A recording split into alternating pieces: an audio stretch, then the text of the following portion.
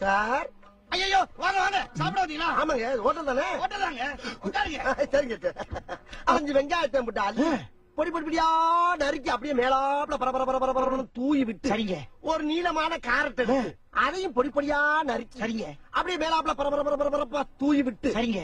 ஒரு 16 கரண்டி நெய் எடுத்து, சரிங்க. அதுல 6 கரண்டி நெய்ய உள் சைடு அப்படியே லேசா ஒரு விளக்குமாறு வச்சிருப்பீங்கல்ல, ஆமாங்க. அத அடிப்பக்கமா திருப்பி, சரிங்க. வரட்டுன்னு ஒரு 4 இழுப்பு இழுத்து, சரிங்க. நல்லா கழுவி விட்டுருங்க. சரிங்க. ஒரு கிண்ண நிறைய மாவு எடுத்து, பெரிய ரவுண்டாவும் இல்லாம சின்ன ரவுண்டாவும் இல்லாம, சரிங்க. பொதுவா ஒரு ரவுண்ட ஊத்தி, சரிங்க.